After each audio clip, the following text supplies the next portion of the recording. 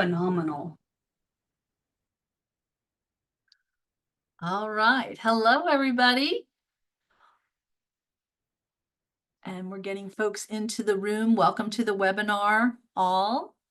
I'm going to go ahead and share my screen. This is Wendy Wilbur. I'm the Master Gardener Statewide Coordinator, and this is our webinar for July, the Master Gardener webinar for July. So we're really glad that you're here. We've got a great crowd today. And I'm going to go ahead and go through a few slides before we introduce our speaker.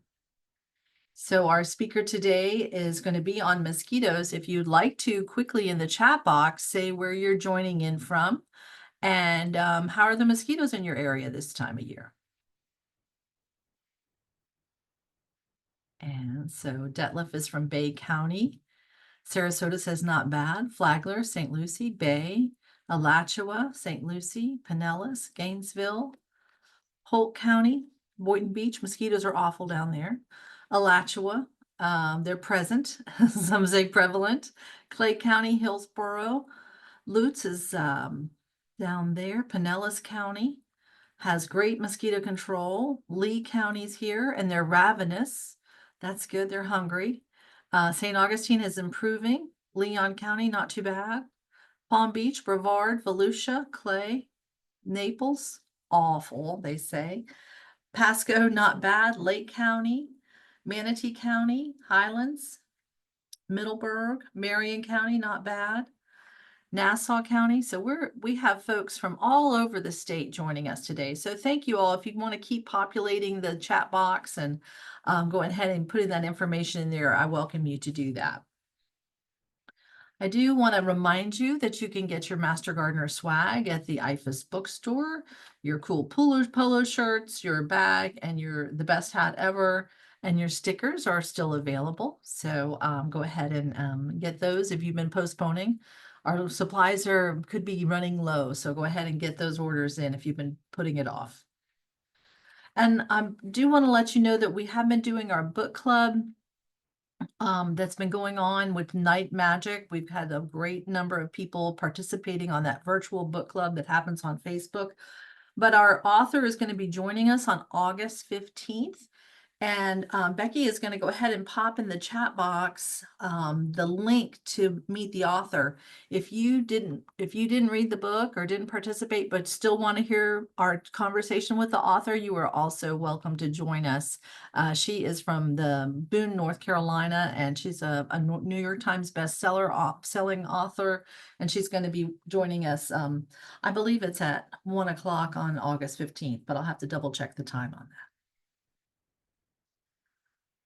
And remember that the International Master Gardener Conference is taking place virtually. Texas A&M is hosting, and that happens in August. And they will be that the week of the 21st in August. So go ahead and get registered if you haven't already. It's going to be fantastic.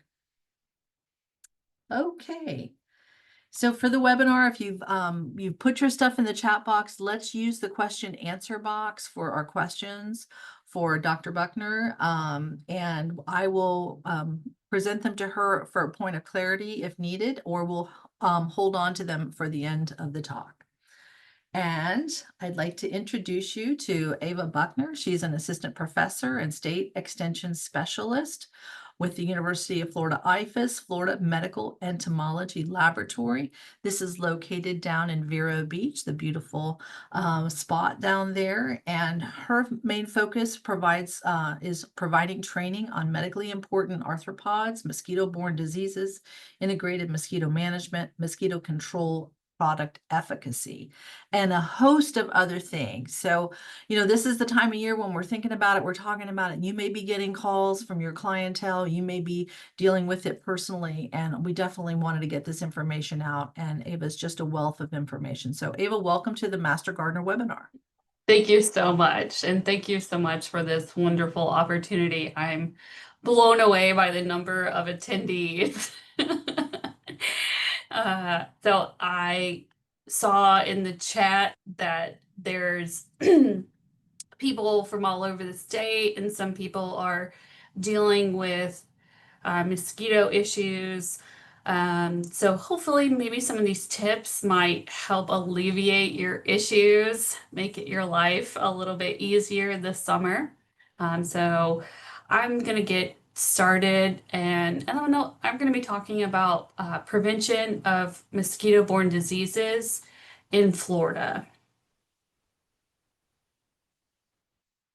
So really, I'd like to just start with some background information on mosquitoes, their biology, their life cycle.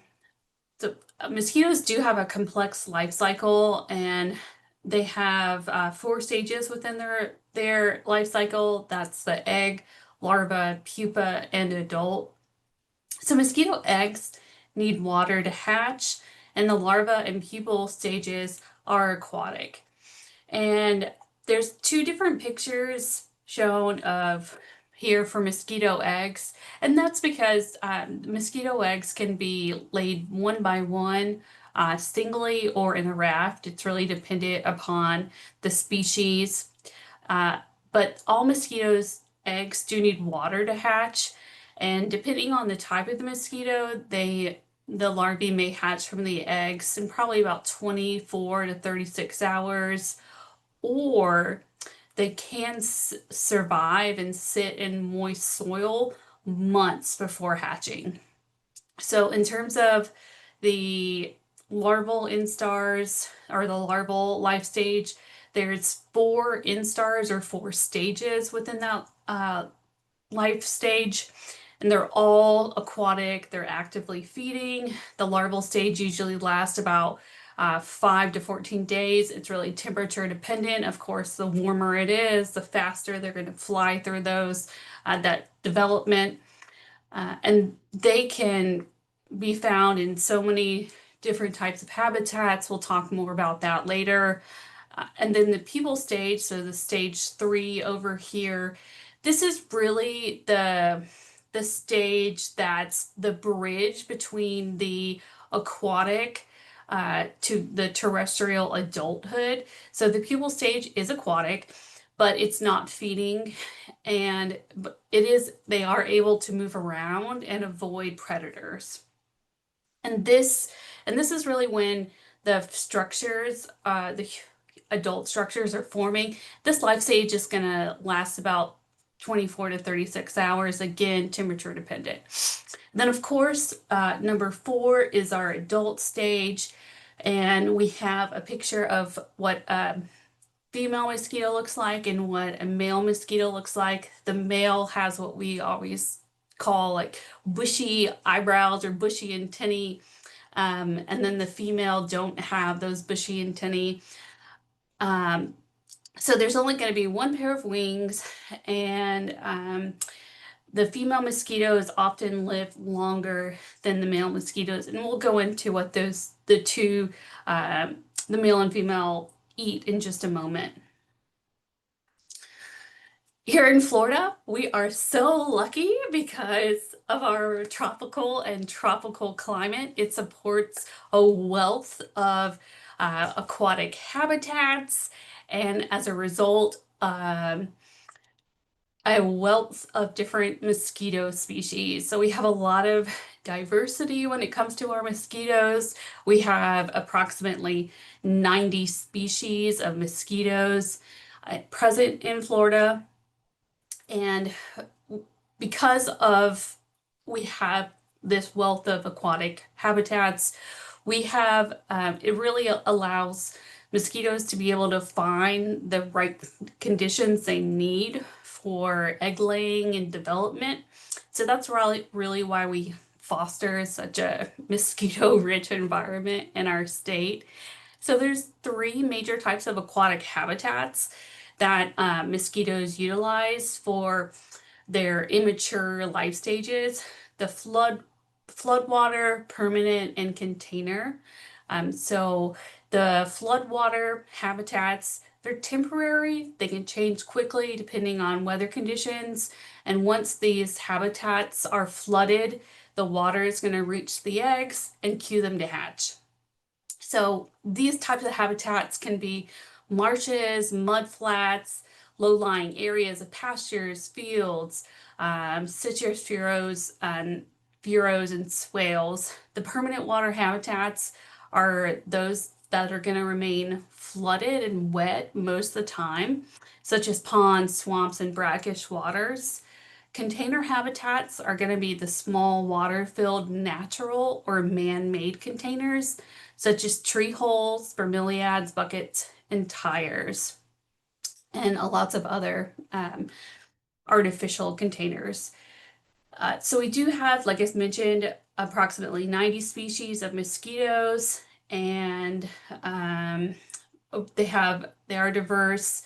I like showing this image here to give you an idea of the diversity of mosquito species found in our state. So here we have the Toxorhynchides rutilis. It's the largest species in our state, and it's actually quite beautiful, I think. And then we also have, to compare its size, we have an Aedes albopictus, or the Asian tiger mosquito.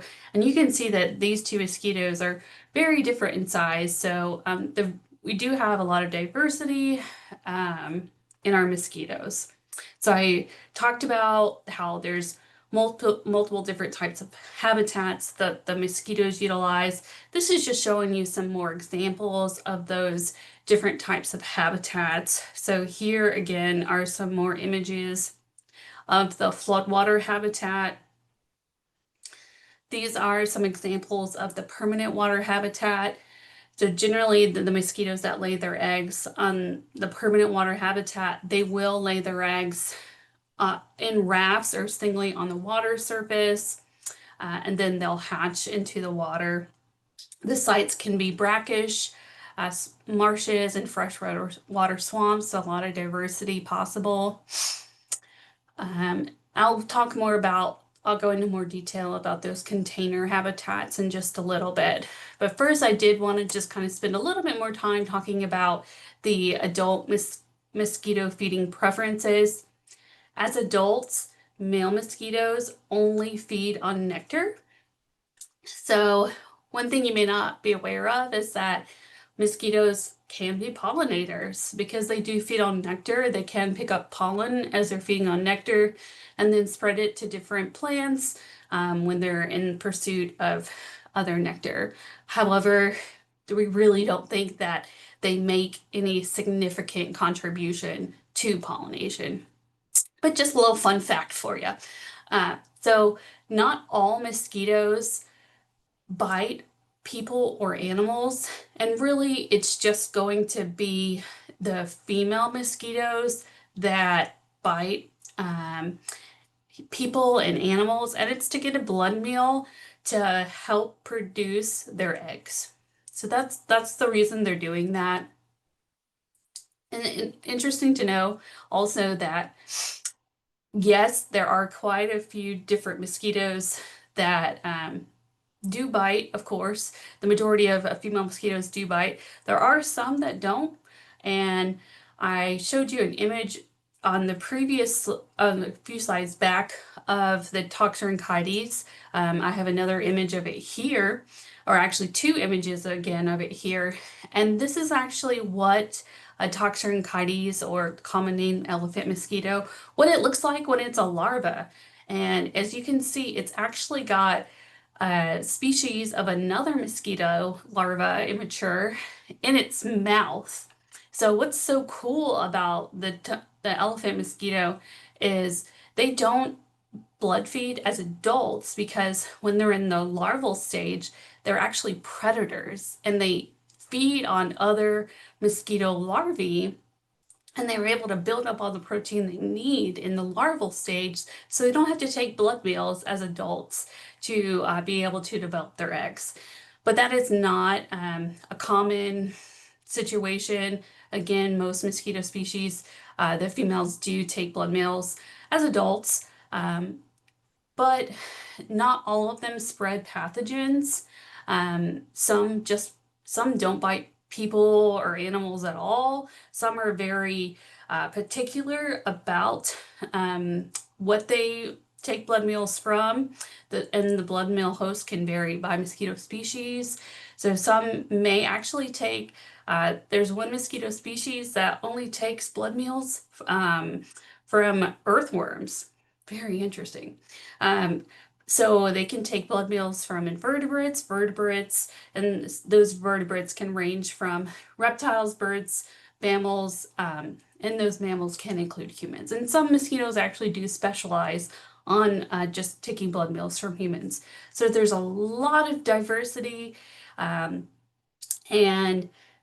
when they take their blood meals, when they bite us, when they bite other animals can vary based on species. Some may take their blood meals during the day, dawn or dusk, or just at night. But really, and so like I said, not all mosquitoes do bite. Those that do bite and don't transfer or cause any transfer any pathogens to us, those are just called nuisance mosquitoes. And certainly in Florida, we have our share of those.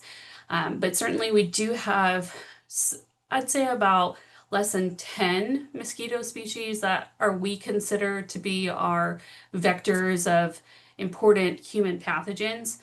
So that's really what I'm going to talk about now, is how a mosquito can become infected with a pathogen and transmit it to a host. So that's going to happen by first a mosquito feeding on virus-infected blood. In this case, I'm giving an example of the pathogen being a virus. So the mosquito would feed on virus-infected blood. Then the blood travels down to the midgut of the mosquito, and it enters throughout the circulatory of the system of the mosquito.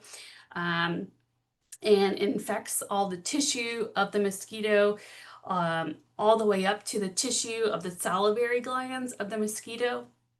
So once the salivary glands of the mosquito are infected, whenever that mosquito then takes another blood meal from a host, that virus or whatever other pathogen is in the salivary glands are infected with, that's going to be transmitted in the saliva to the host. So that's how that happens. That's how mosquito can become infected and pass on a pathogen to another host. So I did want to tell you about the mosquito-borne diseases we have here in Florida. First, let me introduce you to the classification that the Florida Department of Health uses, and that's endemic and exotic. So you'll notice that I have some of the diseases in bold, and those are the ones that after I introduce you to all of them, I'm going to spend a little bit more time telling you about later.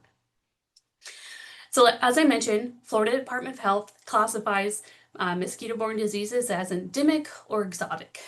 Endemic means these are permanently established in our state. And these viruses are always, or pathogens, they're always circulating in the environment between mosquitoes and non-human animal reservoirs. But these viruses or other pathogens can be transmitted to humans. For example, the animal reservoir of West Nile virus is birds. And so it's usually year-round, there's transmission of West Nile virus happening between birds and mosquitoes. But sometimes, the mosquitoes that generally bite birds, they may not be able to find a bird they're looking for, and so maybe they've already bitten a bird that was infected with West Nile virus, and now that mosquito is infected. There's a human they come across more easily than a bird. They take a blood meal from a human, and so that's how West Nile virus gets transmitted to humans. I will go more into the West Nile virus transmission cycle in just a minute or so. So just kind of getting into what we have, our endemic mosquito-borne diseases, and how frequently, the number of cases we have of them generally. So we have St. Louis encephalitis virus, Eastern equine encephalitis virus, and West Nile virus.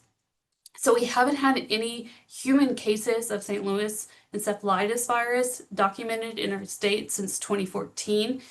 So we think with the introduction of West Nile, since West Nile and St. Louis encephalitis virus, they share a lot of the same birds for transmission, that somehow their birds are getting some type of immunity to St. Louis encephalitis virus once they're infected with West Nile. So there just seems to be not as much St. Louis encephalitis virus since the introduction of West Nile into the US and Florida. So Eastern equine encephalitis virus, it is rare, but it can cause serious symptoms, so that's why I'm including it here. So we had 3 cases in our state in 2018 and 2 in 2023. West Nile is going to be our endemic mosquito-borne arbovirus that we have the most cases of in our state every year. So that's really the one I'm highlighting. And so we generally have, on average, about 22 human cases of West Nile virus every year in our state, with periodic outbreaks. The most recent outbreak we had, an outbreak just means you have more cases than that average number a year you expect. So our last outbreak was 2020, and we had 85 cases total. So exotic, shifting from endemic to exotic, that means that type of mosquito-borne disease, it's not being transmitted in our state all the time. And so we're going to have a travel associated case of that mosquito-borne disease to cause any type of local cases in our state. So usually what happens is, because we do have the mosquitoes that transmits that virus, for example, someone from, that got infected elsewhere travels, maybe went on an international vacation. We'll use dengue as an example. Maybe they traveled to Brazil and they got infected with dengue. They came back here to Florida where they live. We have the mosquitoes here that transmit the virus. So our local mosquitoes, that person was outside hanging out in the yard. When they got home, they were infected. Our local mosquitoes bit that person. And so then our local mosquitoes were able to transmit it. But generally, that's going to be, they're going to be isolated cases, sometimes isolated outbreaks, and it's going to usually not continue after that outbreak ends. And it's going to take another travel case coming in for any additional local cases to occur. So examples of those mosquito-borne diseases are chikungunya, Zika, malaria, and dengue. We haven't had any cases of Zika in our state since 2017. We haven't had any cases of chikungunya in our state since 2014. You may have heard we did have 7 cases of malaria in our state in 2023, but generally malaria is very, very rare here in terms of locally transmitted cases. The malaria was eradicated from the US in the 1950s, and so it's no longer considered an endemic disease here, but sometimes we can have local cases start from a travel associated case. But just to kind of give you an idea of frequency, the last time we had any local cases since the ones in 23 was back 20 years ago. So it's not very frequent, it's rare. The exotic mosquito-borne disease we do have cases of usually every year is dengue. And so we usually have 34 cases annually of dengue a year. And that number has been increasing in recent years. And just like West Nile, we can have periodic outbreaks. For example, in 2024, last year, we had 85 cases. So that was a higher than average human case year. So you might be wondering, okay, well, what's going on this year? What can I expect to be dealing with? So for this year, we have had a relatively calm mosquito-borne disease year, like case number wise. So what you see on this slide is a comparison of the number of expected human cases every year based on the average of cases, usually from between about 15 to 25 years versus what we've seen so far this year. So we don't expect to see more than one case of St. Louis and Eastern equine or malaria a year, and we've seen 0 of those this year. Now for West Nile, like I said, we expect to see about 22 cases a year. So far, we've had 4. So we're at a deficit of 18 cases. So again, that's why I'm saying we're having a low transmission season so far. For dengue, we expect to see about 36 cases. We've only had 3. So again, low, but it's always important to protect yourself from these diseases because they're unpredictable. You never know. And so it's always important to protect yourself. That's why we're talking about them today. So West Nile, we're going to go into a little bit about West Nile and dengue now, just a little bit deeper into those since we do see those diseases on a usually an annual basis in our state. So West Nile, as I mentioned, it infects birds primarily, but it can also infect humans. Of course, it infects mosquitoes, they transmit it, horses, and other mammals. And it is considered the most important mosquito-borne virus endemic in the US. Here's the transmission cycle. So as I mentioned, it's generally going to be cycling between birds and mosquitoes year-round. But then sometimes those mosquitoes can also bite what we consider dead-end hosts, which are humans and horses. And the reason we're called dead-end hosts is because unlike birds, when we get bit, the level of virus in our bloodstream never gets high enough so that when we're infected, should another mosquito come and take a bite from us, it's not going to be able to get infected. So the dead-end host, that's from the perspective of the virus. So that's how we humans sometimes get sick. Horses are also another one of the animals that have a tendency to get sick from West Nile as well. So this slide is showing you the symptoms of West Nile. Generally, the symptoms will appear 2 to 14 days after the bite. And this is what we consider the iceberg of West Nile virus symptoms, because generally the large majority of people, over approximately 80%, they're not going to show any symptoms. 20% are going to show symptoms of what's considered West Nile fever. These are mild symptoms. They're flu-like. You may have had these symptoms and you may not even have known it was West Nile unless you went to the doctor. Very flu-like, mild. But the reason we talk about this, and it's important to know about these things and to protect yourself against these mosquito-borne diseases, is for the small minority of cases that get more serious symptoms.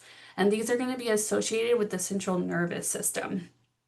And they're going to be symptoms such as high fever, headache, neck stiffness, stupor, disorientation, coma, convulsions, vision loss, numbness, paralysis.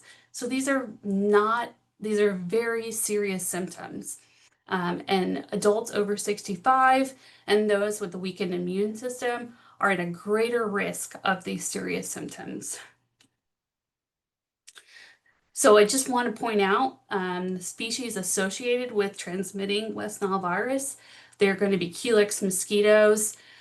They can be found in both urban, suburban, and rural areas. And their immature stages, the larval stages, the pupal stages also, they can develop in a variety of habitats, including water-filled containers. And I'm really stressing this because I want you to know what you can do to try and reduce your chances of getting bit by mosquitoes and getting infected with a mosquito-borne illness. So that's why I'm stressing these things, because if you have a green swimming pool and you see mosquito larvae in it, you're going to want to try and kill those mosquito larvae to reduce your chances of contracting a mosquito-borne disease. As I mentioned, I'm also going to tell you a little bit about dengue. It's the most important mosquito-borne virus affecting humans worldwide, and it causes dengue and severe dengue. There's 50 to 400 million infections a year, and up to, this is worldwide, so don't think that this is just within our state. There's 22,000 deaths per year. So about 25% of dengue cases show symptoms. So like West Nile, it's not going to be all the cases that show symptoms. Dengue is also known as breakbone fever because it has a lot of muscle and joint pain associated with it. 5% of dengue cases develop into severe dengue, and there's multiple serotypes of the virus circulating, and having a secondary infection with a different serotype can increase the risk of having more severe symptoms. So here I have an image showing the different symptoms associated with mild versus severe dengue. So mild dengue, headache, pain behind the eyes. You can have high fever, rash, flu-like symptoms, joint and muscle pain. For severe dengue, usually, like I said, this is when you have the virus at least twice and it's been caused by a different serotype each time. Then you can have more severe symptoms such as shock, severe bleeding, severe vomiting, bruising under the skin, severe pain in the stomach, and dropping of your blood pressure, and difficulties affecting the heart, lung, and liver. The type of severe symptoms are generally very rare in our state, because we generally don't have transmission of multiple serotypes circulating at the same time in the same area. So I'm not trying to scare you. I just want you to be aware and also primarily know what you can do to protect yourself. So the mosquitoes that transmit dengue virus, you can kind of see a common trend here. They are going to primarily utilize containers for their egg laying and also their larval development. And so these mosquito species, Aedes aegypti and Aedes albopictus, here in Florida, it's just Aedes albopictus that has, very sorry for that. It's Aedes aegypti. Don't want to confuse you. Aedes aegypti, the yellow fever mosquito, that's been found positive for dengue. But in other parts of the world, not in Florida, Aedes albopictus has been found infected with dengue. And it's possible that there could be some mutation in the virus that could allow Aedes albopictus to also become a competent vector here. And so we just always want to be aware of it and also try and keep it from reproducing as well. But again, it's Aedes aegypti, the yellow fever mosquito. They are both very much nuisance mosquitoes. They bite your ankles a lot. And these are the type of larval habitats you can find them in, natural containers and artificial containers. So natural is going to be, examples are going to be like bromeliads, for example, tree holes, things of that nature. And then artificial are going to be man-made items that, may collect water in your backyard. I wanted to show you a brief video so you can learn more about Aedes aegypti. Okay, so I really love that video because I feel like when I talk about what the eggs look like and when I talk about what the larvae look like in the aquatic environment, it's sometimes really hard to visualize in your head. And so I love the imagery of that video because I know sometimes once people see videos, it's easier to see, okay, well, maybe I have seen a container with water with larvae in my backyard. And so now you can better see it in the future and know what you want to look for and get rid of. Because sometimes people are like, oh, I thought those were tadpoles. No, no, mosquito larvae. So I've talked about mosquitoes. I've talked about mosquito-borne diseases in Florida. And what I want to talk about for the rest of this time is what you can do to prevent mosquitoes from biting you. And so mosquito bite prevention, because that is the best way to prevent the likelihood of you getting sick with the mosquito-borne illness, is to prevent them from biting you. I always like to start with what doesn't work. Here's what I will say with the items I have on this slide. And this can sometimes make people's tempers hot.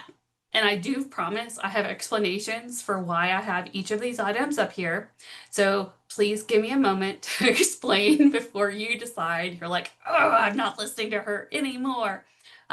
So yes, some of these items may kill mosquitoes, but are they doing anything to actually kill a high number of mosquitoes? Absolutely not. So yes, that's why I have them up here. So bug zappers. Yes, if you have a bug zapper, it may kill some mosquitoes, but you know what? There's so many insects that are also attracted to a light, such as, what you find in the bug zapper. And so you're going to be killing so many other insects in addition to maybe a few mosquitoes. It's not, it doesn't just only pull in mosquitoes. So I don't recommend this as a way of killing mosquitoes. Mosquito plants.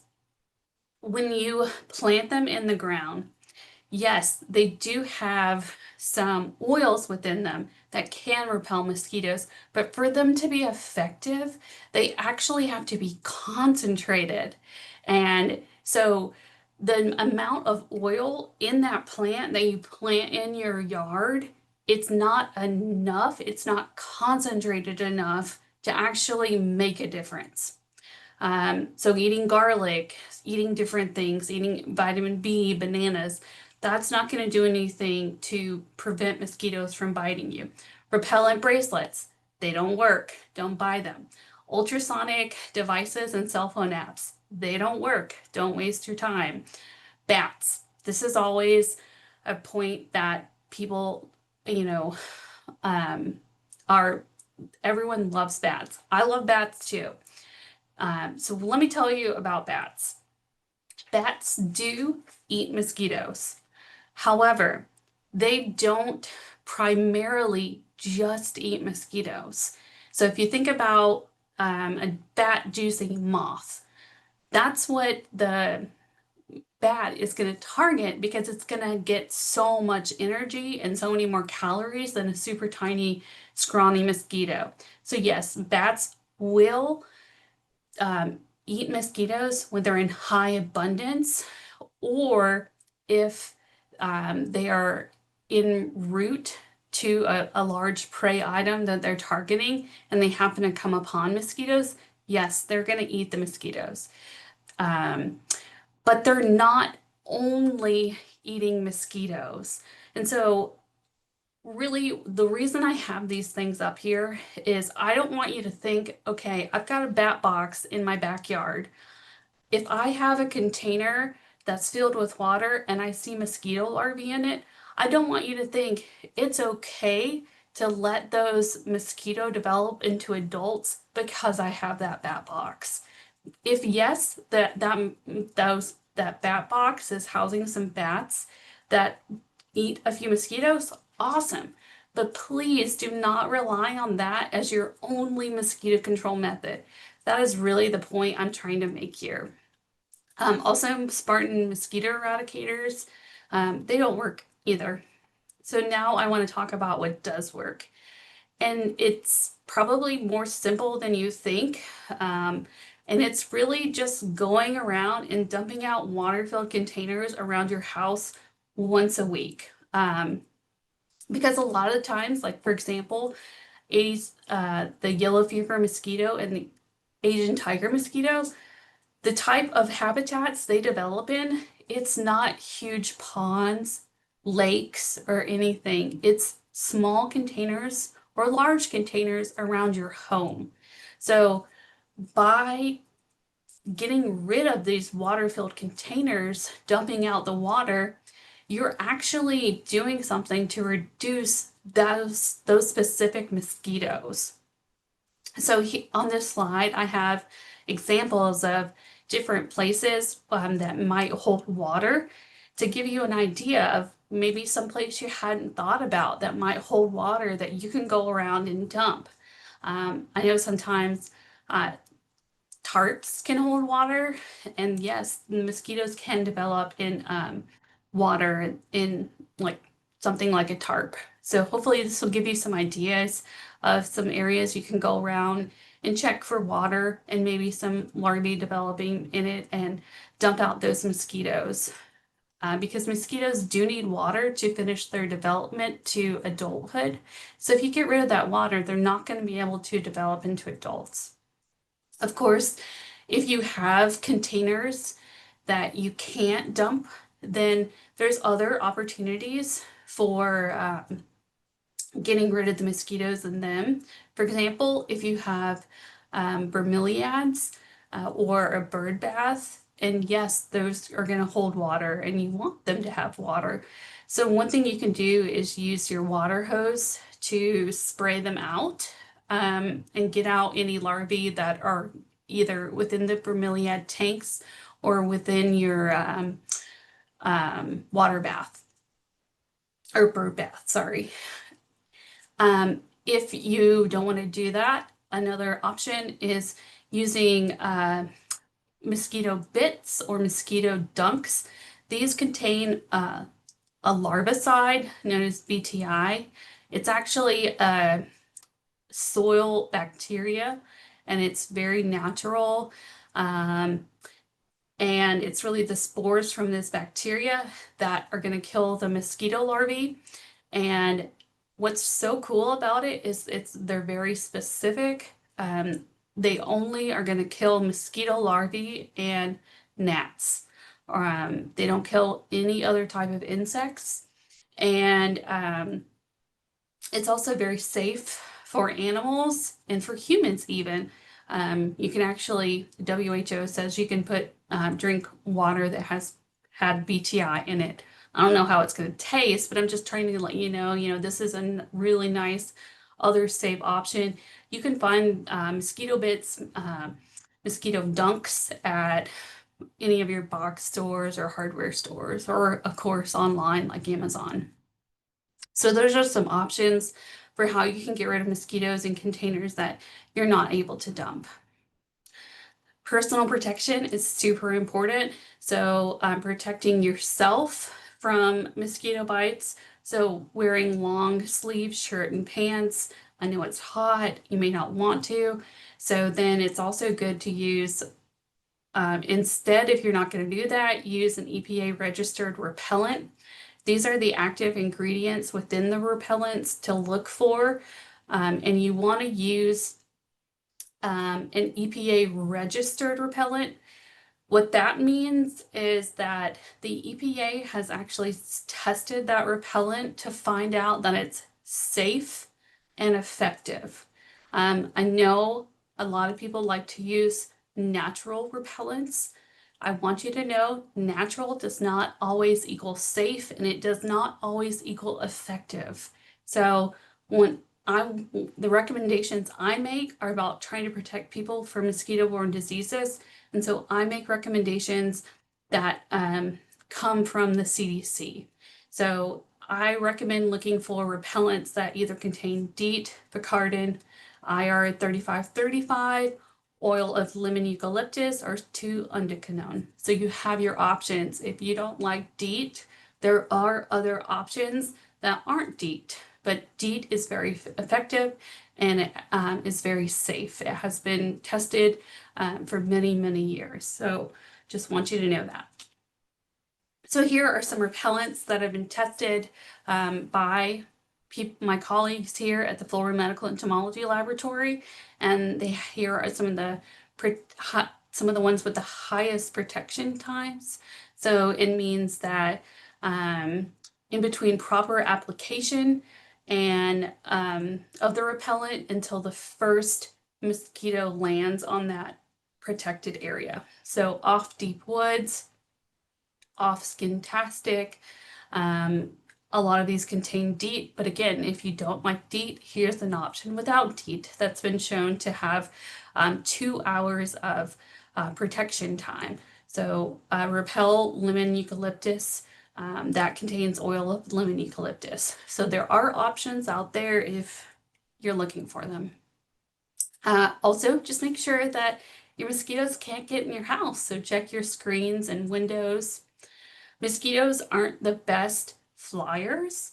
So if you have an outside space like a patio, maybe put some fans out there and have them aiming directly at you. That's going to help keep those mosquitoes off you and maybe allow you to enjoy that outside space. I also recommend spatial repellents. And here's some examples. A lot of them are from Thermacell. So one thing to know about these is they're going to emit chemical into the air. It's going to be like you find mist, you won't even be able to see it. And it's going to kind of create like a protective bubble. If it's really windy, it's going to not stay around you. So these are really great for maybe low wind environment, kind of just hanging out on the back porch, maybe like a backyard cookout or something. These are great options for repelling mosquitoes under that type of environment. I always, always, always recommend contacting your local mosquito control program. They are a wealth of resources. Many local mosquito control programs, if you tell them you're having mosquito problems, they will actually come out, inspect your property, and help you determine the source of the mosquitoes and probably even do a treatment for you. A lot of times, local mosquito control programs also rear mosquito fish and give them away for free. And these are great options for mosquitoes in like rain barrels or small ponds or something like that. So please consider contacting your local mosquito control program and asking them to come check out if you're having some mosquito problems. There's so much more information available, and so if you want to look up, just go to Ask IFAS and you type in mosquito in the search tool. There's a lot of different Ask IFAS documents that I've been an author on, or my colleagues here at Florida Medical Entomology Laboratory have been authors on. So please know there's additional information out there. There's also resources available through the UF IFAS Extension Bookstore. Always can go to FMEL's website or contact me directly. I tried to make sure I save time for questions because I know there's always questions. So please let me know if you have questions. There's a lot, and I would like to reiterate, And we'll go through a lot of these quick. They're going to be quick and they're going to be some repeated. Thank you, Ava. That was really fascinating to get a really good up close look at some of these mosquitoes that we just before we quickly smack them. And then to realize about how serious the diseases are. But I would like to reiterate that the materials that EDIS has and the IFAS bookstore has are really great. And if you don't have those references on your Master Gardener desk or at the Master Gardener Clinic desk, I would encourage you to do that. Okay. Absolutely. A little bit, so we'll try to go quickly. How many individual blood meals does a single mosquito take to complete its life cycle? What a great question. It really depends on how long she stays alive. So, usually it takes about a few days to digest a blood meal before she's going to want to start looking for another one. So, I'm going to say generally between 2 to 4 blood Oh, meals. okay, not too many. Good. And can mosquitoes carry multiple viruses like, West Nile, Ooh. EEE? Is it possible to do that? And follow up to that is, how do you know? Oh, okay. Wow. So it is very rare. Um, and the reason we can actually test them using PCR in the laboratory to detect the viruses Okay. and determine if they are tested or if they are infected with multiple viruses. It can happen, yes, but it's not common. Okay. Okay. Yeah. And so you're using like protein chemistry to determine or PCR. Yeah, Okay. exactly. Lab testing, Okay. we can determine what the viruses are within the mosquitoes. Yes. All right. And then Janice said that she has not been bitten by any mosquitoes in West Melbourne. Good for you.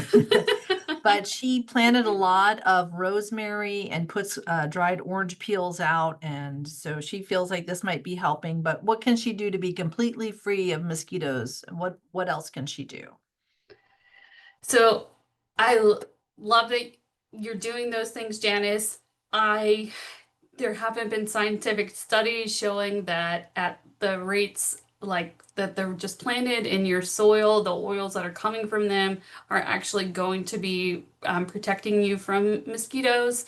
So definitely I recommend going around looking for places that are holding water, dumping out the water, and then also, share this information with your neighbors because your neighbors might not be watching this. And while mosquitoes may not fly very far, certainly they can fly, from one house to the other. So, and help yourself by sharing this information with your neighbors. And of course, use the methods of personal protection that I recommended in my presentation, such as long pants, long sleeves, or an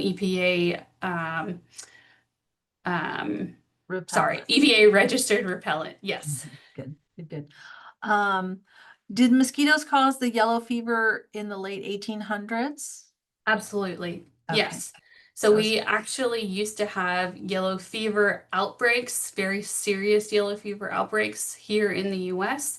It has been eradicated here in the US, luckily, but there is still yellow fever in other parts of the world. Mhm.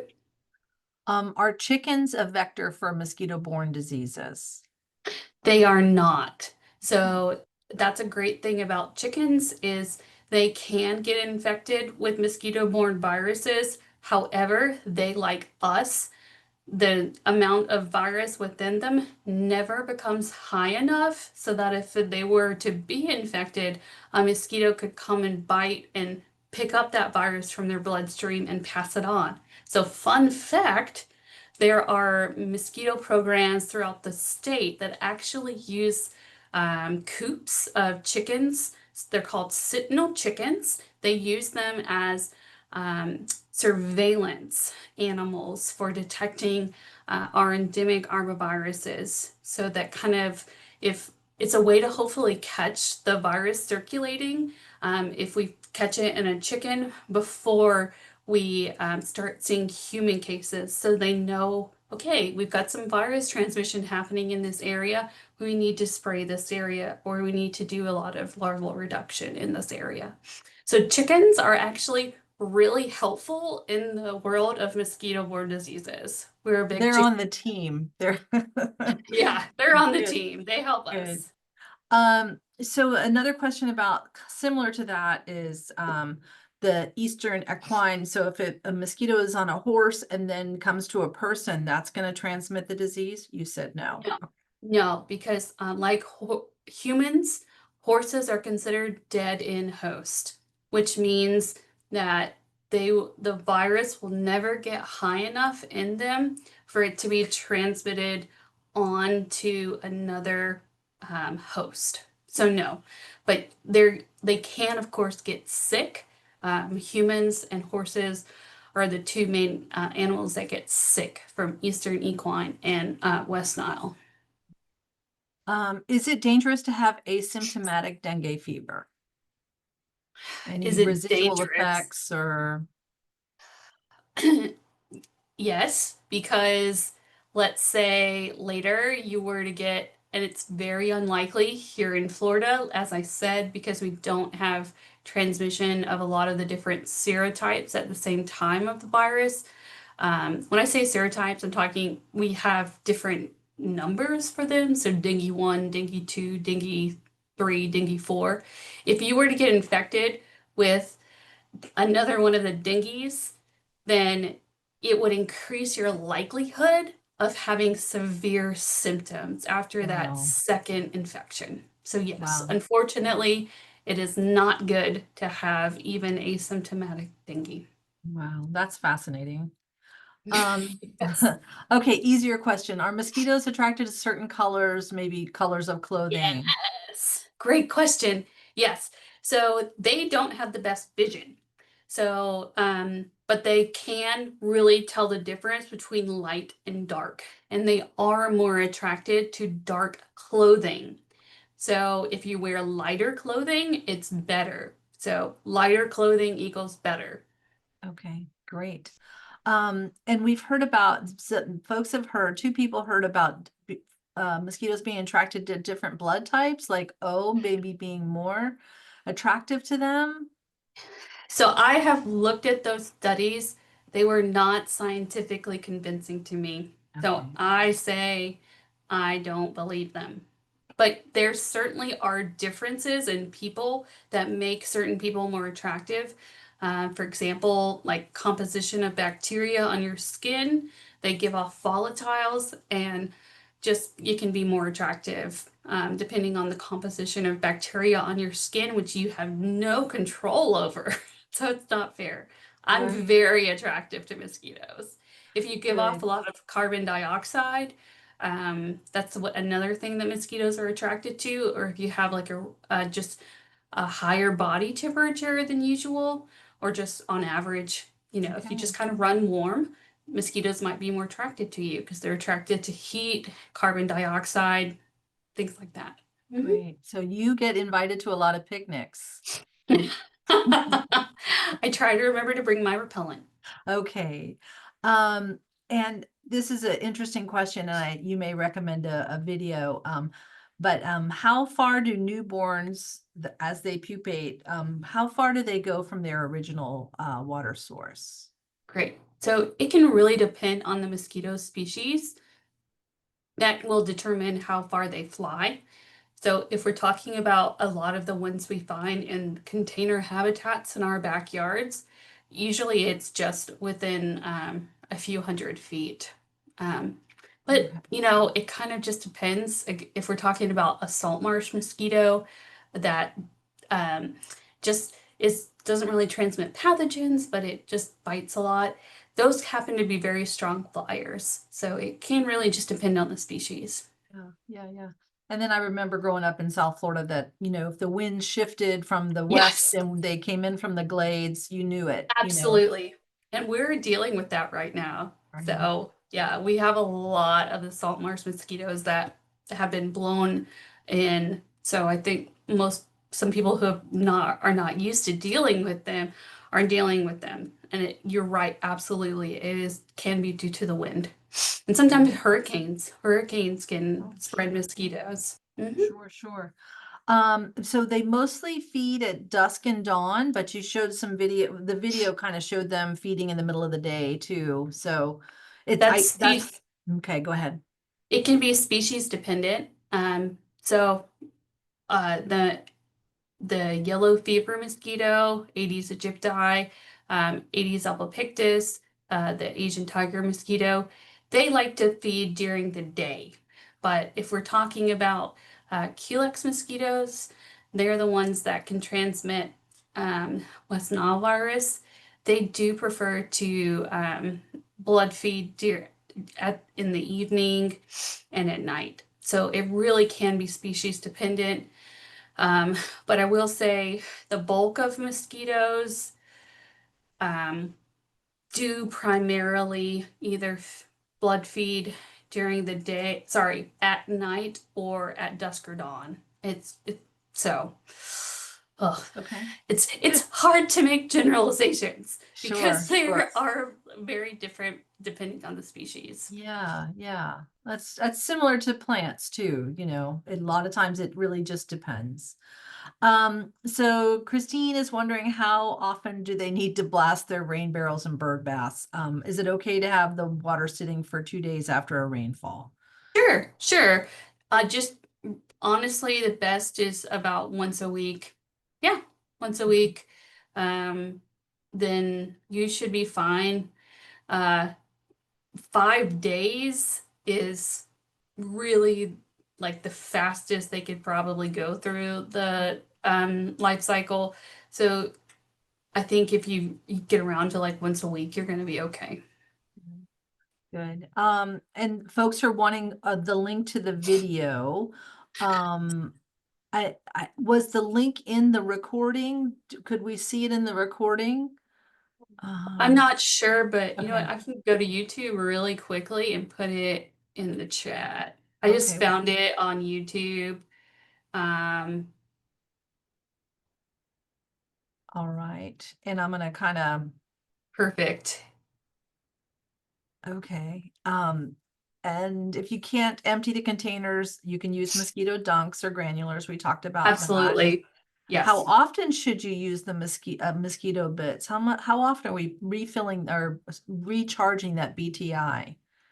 So you want to look at the package directions and follow them. Usually, just based on my own personal use, um, it has been it's usually about once a month. You have to put in new bits or a new dunk about once a month, Okay, but certainly read the package just to be sure.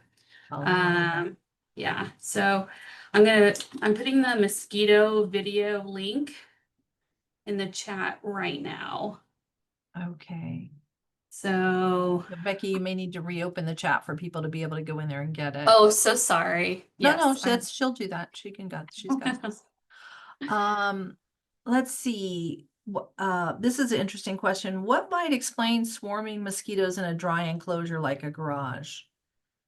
hmm, swarm of mosquitoes. So it could be that the wind, they were able to kind of made them fly in there, and then, mosquitoes aren't super smart, so they could have just gotten stuck.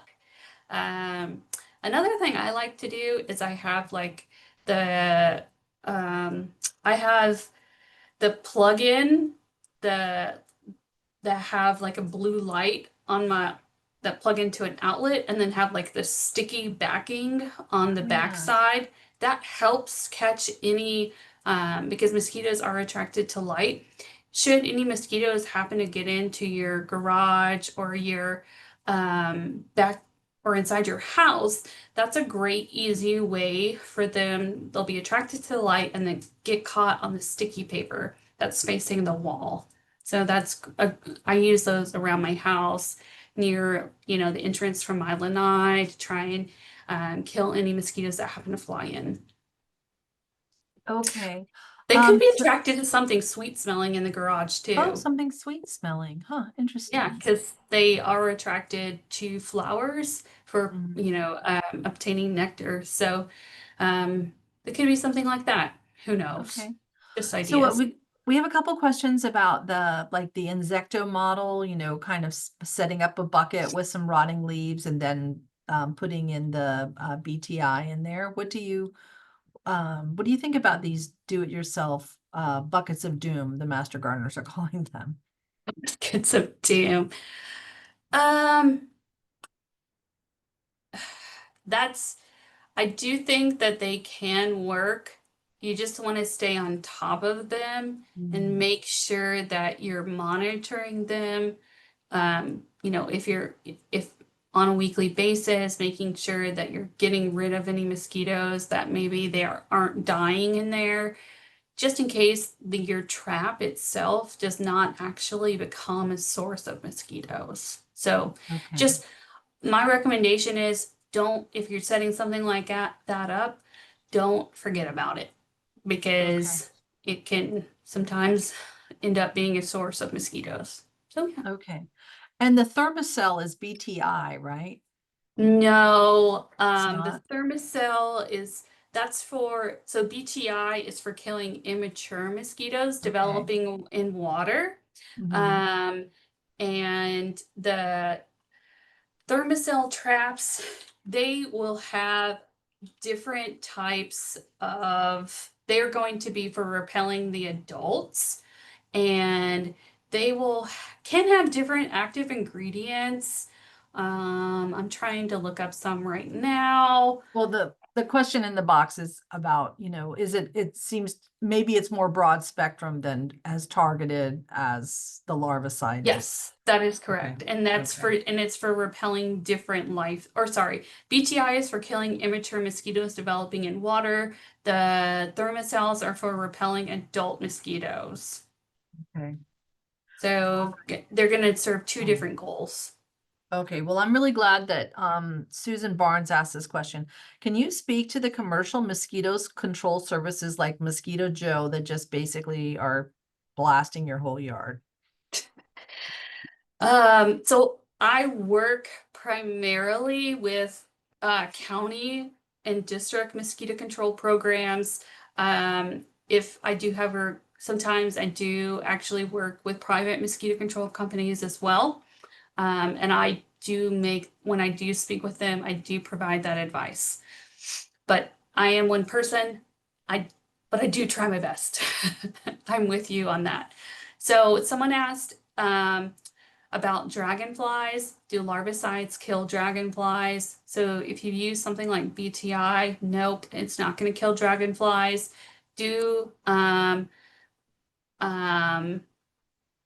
do mosquito control or sorry, do dragonflies control mosquito populations? It's similar to bats. Absolutely, they're going to eat mosquitoes.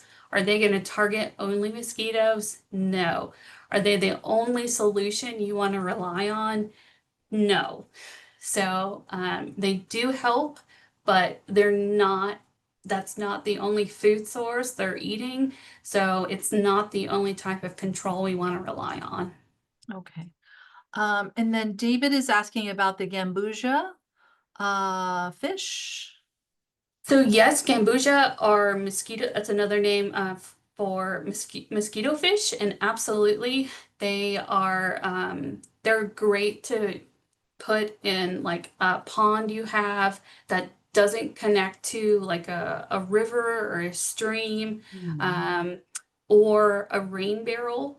And that's a great, so if you're looking for something to actually eat immature mosquitoes, that is what I recommend. So yes, things like immature dragonflies, damselflies, they will eat them, but the mosquito fish eat more.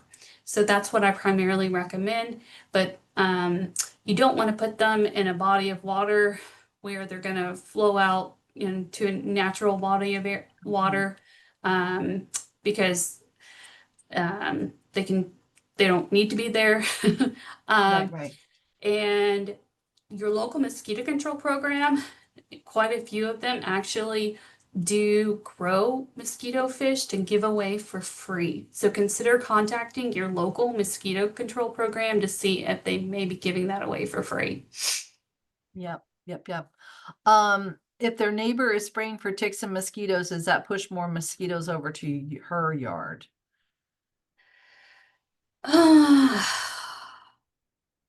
Hopefully not. She Uh, that's just keep a dumping the water and blasting the bromeliads and making sure that the water is fresh is what I yes, think that, yes, you can only yeah. control your environment. You can't You're control your absolutely neighbors. right. You're absolutely right. Someone asked, do citronella candles help? Mhm. Unfortunately, no. They smell nice though. So Yeah. um, that's another one of those where they have to be super, super, super concentrated to have any really good impact. So like citronella plants as well. Sometimes people will just plant them. Unfortunately, just the volatiles that come off the plants in the ground, they're just not strong enough to do anything. The oils from the Ava, plants. for $20, I can also buy a fan. And it's Yeah, going to last a lot longer than that candle. I mean, I know it's nice and it smells nice, but I'd rather just have a fan blowing at my feet and keeping the mosquitoes away that way. That's how I do it. Okay, what about ducks eating mosquito larvae? What do you think about that? so I think they're gonna be eating some, but that's not the only, like their primary food source. So I wouldn't just, I'm all about saying, what is gonna be doing the best. And when we're talking about what's gonna be eating the most mosquito larvae, it's always gonna be mosquito fish. That is my recommendation for biological control of mosquitoes, Yeah. mosquito fish. And it's always better to try and recommend biological control of the larvae because they are restricted within a body of water. Whereas the adults, they're flying. They can go anywhere. So it's always easier and to kill the larvae because they're restricted within that singular body of water, whereas not flying everywhere. So that's how I think of it. Okay. And then, But go ahead. oh, I just want to say that it's not just mosquito fish that eat larvae. It is different types of other fish as well. And there are some publications on different types of fish that do eat mosquito larvae. So there is information about that on Ask IFAS or EDIS. Sorry, I'm used to Okay. calling it EDIS, but I know it's the name's now Ask IFAS. We So we we haven't switched over either yet. So, my um, brain is just programmed that way. right, right. And then Mary asked about what about the spray trucks running through the neighborhood? What do you think? So that is going to be your mosquito control programs, and they are going to be spraying mosquitoes only when their traps reach a certain number. It's actually you can't spray adulticides unless their traps are at a certain number. And so yes, they're doing their best, but there's a lot of times where the problem is actually created by us in our backyards.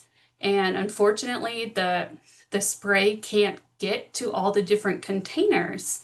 So if we actually help out our mosquito control programs by going onto our property where they don't have access to and dumping out our containers, we're actually helping and making the issue better. So Yeah, my recommendation is always to work with your mosquito control program. yeah, And yes, they are mandated by law to only spray when traps reach a certain number of mosquitoes. So they're not just doing it every single day on a certain time. It's when it's actually needed or when there's a human health issue. right. Right. Well, if there's an outbreak, we would certainly, but in my area, they spray in response to phone calls. That is And so correct. if we're working with our neighbors and getting the standing water gone, then we'll have less opportunity to call and get the trucks to come. So Well, we're almost at 2:20. You've given us a generous amount of time. There's a lot of questions. But I think many of these were covered when you went through them. So I if you did have, see go someone ahead. ask about clothing treated with permethrin. That actually is a great solution, but do not put the permethrin directly on your skin. Permethrin is just supposed to be used in clothes. Just a little, little fact there. But yes, Okay, it does work. I went to good. Brazil and I made sure my clothes were treated with permethrin before I went. So yes, Okay. it works. Good. If you all still have questions for Dr. Buckner, please go ahead and email her directly. She will get Yes. to a lot of these. I have to go home now and blast bromeliads. No, I'm just kidding. But thank you so much, and we'll definitely have you back to speak with Master Gardeners again because it's really so important.